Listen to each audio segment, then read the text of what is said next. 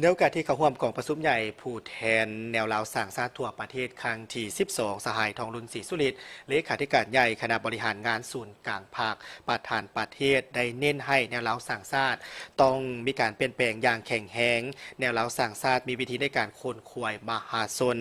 ต้องใกล้ชิดกับมหาชนด้วยหลายรูปแบบหลายรูปการสืบโตในการยึดมั่นแบบแผนถือเอาการค้นคว้าสักส่วนการปรึกษาหารือการประสานสมทบความเป็นเอกภาพและการร่วมสัมพันธ์เป็นพื้นฐานในการเคลื่อนไหวเวียกงานของตน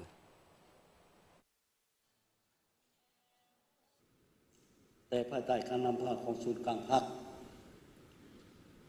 เราสังสารแต่ละขันถือสำคัญเอาใจใส่สี่นำจัดตั้งเคลื่อนไหวเวียกงานแนวโน้มของประเทศเฮาได้รับการปรับปรุงและขยายตัวอย่างนับซึ่งนอกจากการนำเอาบรรดาแนวทางมติคำสั่งของพรรคก็คือขอกำหนดกฎหมายต่างๆไปโฆษณาศึกษาอบรมให้ฝ่าส่วนบรรดาเขาที่มีความรับรู้เข้าใจและตื่นตัวเขาในการจัดตั้งปฏิบัติอย่างเป็นเจ้าการแล้วเราสร้างศาสตร์แต่ละขันตั้งหน้าปฏิบัติพลังบทบาทในขั้นทุ่งเต้าร่วมความสมัคคีสร้างความเป็นปึกแผ่น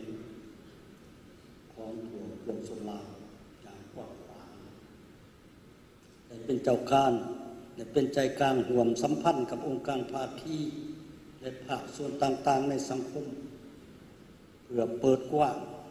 ปลุกระดม สร้างกำลังแห่งสร้างร่วมในตัวสังคมเขาห่วมและสุขอยู่กันปกป้องรักษาประเทศชาติและพัฒนาเศรษฐกิจสังคมการพัฒนาชนบทแก้ไขความทุกข์ยากและสร้างความมั่นคงของประชาชนบนจิตใจขอแข่งขันรักษาและการพัฒนาบนจิตใจคำโอ้ล้มที่กล่าวมานั้นแนวเล้าสั่งชาติแต่ละคันต้องตั้งหน้าเสริมขยายบทบาทเป็นคันทุงเต้าโฮมความสามัคคีเป็นปึกแผ่นของปวงชนลาวทางชาติบนทภาพกรรมกรสาวกสิกรนักเรียนหู้ปัญญาชนและผู้ประกอบการเพื่อเสริมขยายมูลเสื้อหักชาติแพงเสื้อมานาจิตปฏิบัติยกสูงความรับผิดชอบสติชาติเอกราชเป็นเจ้าตนเองแข่งขันพัฒนาอย่างแข็งแรงและเข้าสู่ระดับสูงร่วมกันกับศูนย์กลางพรรคสภาแห่งชาติรัฐบาลคณะพรรคองค์การปกครองทุกขั้นนำพาซี่นำและบรรษาจัดตั้งปฏิบัติตัวจริงอย่างเป็นเจ้าการเอกภาพและแท้ถึงเพื่อจัดตั้งปฏิบัติคาดหมายสู่สนดังกล่าวให้ปรากฏผลเป็นจริงเพื่อเหตุให้บรรดาขาดหมายที่ว่างของนั้นบรรลุผลสำเร็จพรรคเฮากำหนดมาตรการสำคัญเร่งด่วนจำนวนหนึ่งเพื่อดำเนินการจัดตั้งหนึ่งปฏิรูประบบระเบียบการต่างๆให้โปร่งใสรุดพ้นคอดขันและยกสูงประสิทธิภาพและความสามารถในการบริหารประเทศติดพันกับการฝึกอยู่การหันเป็นทันสมัยหันเป็นดิจิทัลการแบ่งขันคุ้มครองแบ่งสิทธิ์ให้จะแจ้งขาดตัวและสร้างสภาพแวดล้อมที่ดีเพื่อการลงทุนและดำเนินการผลิตธุรกิจให้มีความสะดวกว่องไวและมีความสามารถสูงขึ้นในการแข่งขันอันที่สองปลุกระดมและมุ่งแห่งขบวนการพัฒนาประเทศชาติให้ขึ้นสู่ระดับสูงยกสูงจิตใจเอกราชเป็นเจ้าตนเองสร้างความเข้มแข็งโดยตนเองบุกเบือนสู่ส้นเฮ็ดให้ประชาชนรู้ทำมาหากินแบบใหม่มีวิถีชีวิตแบบใหม่ก้าวหน้าและสร้างให้วิสาหกิจของรัฐและของเอกชนเข้มแข็งไปตามๆกันและหันมีขึ้นนำพาสุขอยู่การปฏิบัติแนวทางก่อสร้างเศรษฐกิจเอกราชเป็นเจ้าตนเองอย่างแข็งแรงสร้างทวงถาในการพัฒนาที่ยืนยงเสื่อมโยงกับสากลหันเปลี่ยนจากสังคมส้มไส้ไปสู่สังคมแห่งการผลิตให้ได้เป็นรูปธรรมอันที่สาม เ ลี่ยนแปลงในหอกด่านเกี่ยวงานคุ้มครองและแน่ใส่ยกสูงประสิทธิผลการควบคุมและนำใส่แหล่งทรัพยากรธรรมชาติเป็นต้นเหมือนของเกบอยทรัพยากรนำที่ดินให้กลายเป็นการผลิตที่ยืนยงเพื่อทวีการบริหารที่ดีสร้างความโปร่งใสต้านสกัดกั้นการสลากบังหลวงและอื่นๆอีกซึ่งได้กำหนดไว้ในมติของกองประชุมในและมาตรการต่างๆที่ได้ระบุไว้ในมติของกองประชุมศูนย์กลางครั้งที่2นั่นแหละ พร้อมนั้นทุกภาคส่วนในสังคมต้องต้านบรรดาปัจจัยนอแหนงการสวยไส้ศาสนาปัญหาสิทธิมนุษย์ปัญหาประชาธิปไตยแบบจอมปลอมเข้ามามั่งเพประเทศชาติเพื่อหันแนวคิดของคนลาวเผ่าต่างๆไปสู่ความแตกแยกแบ่งสั้นวรรณะแบ่งแยกความสามัคคีตั้งหน้าเข้าร่วมขบวนการสกัดกั้นบรรดาปรากฏการณ์ย่อท่อเส้นปัญหายาเสพติดภัยสังคมการสวยไส้ฐานะตำแหน่งเพื่อหาผลประโยชน์ส่วนตัวในทันแถวพนักงานการส่อลาดบังหลวงการฟุ่มเฟือยและการเสริมขยายประชาธิปไตยในสังคมอย่างมีจุดสุ่มสร้างกลไกและระเบียบการส่งเสริมและรับประกันให้มหาชนได้เข้าร่วมการกวดกาการเคลื่อนไหวของพรรคขององค์การรัฐติดตามกวดกาผู้ที่ปฏิบัติหน้าที่และแจ้งข่าวให้การจัดตั้งอย่างทันการด้วยความเป็นจริงและเสนอทางออกด้วยความสร้างสรรค์บนพื้นฐานหลักการให้แก่ประชาชนฮู้ประชาชนปรึกษาหารือประชาชนเข้าร่วมประชาชนกวดกาและประชาชนได้รับผลประโยชน์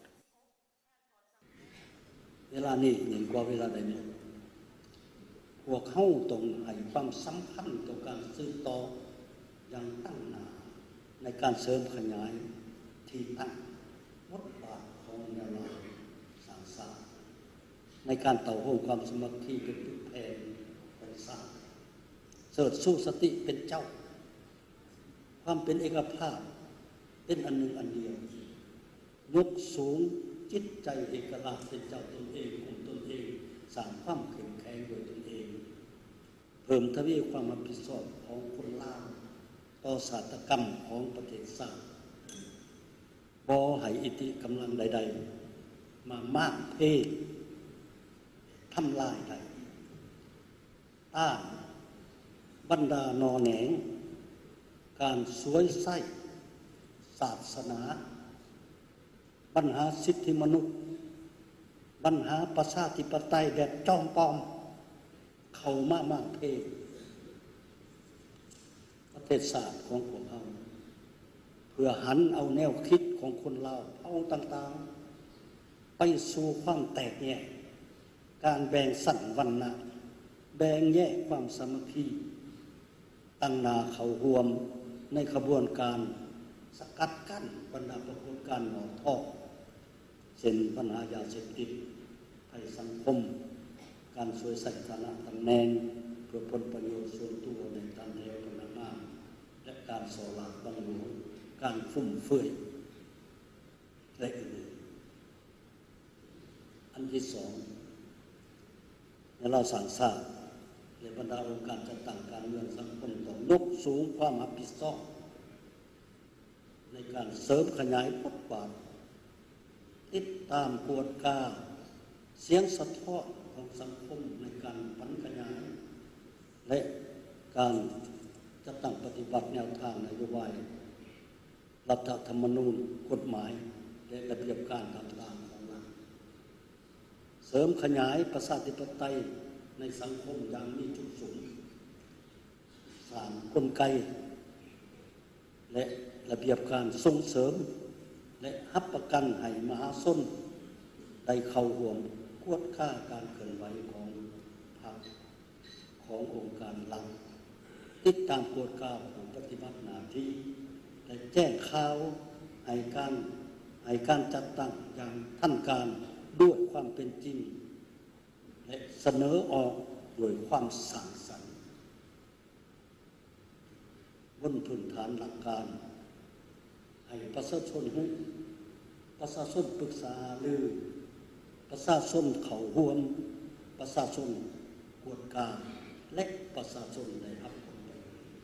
บนพื้นฐานแม่นความสามัคคีของพี่น้องร่วมชาติถูกส้นเผ่าถูกเพศไว้เสริมขยายน้ำใจหักชาติความสามัคคีเป็นปึกแผ่นอุทิศสติปัญญาเหือแหงและความรู้ความสามารถประกอบส่วนเข้าในภารกิจแห่งการปกปักรักษาและพัฒนาสร้างสรรค์ประเทศชาติก้าวขึ้นอย่างนักแน่นด้วยผลงานไซสนะใหม่ที่มีคุณภาพและมีประสิทธิผลสูงกว่าเก่า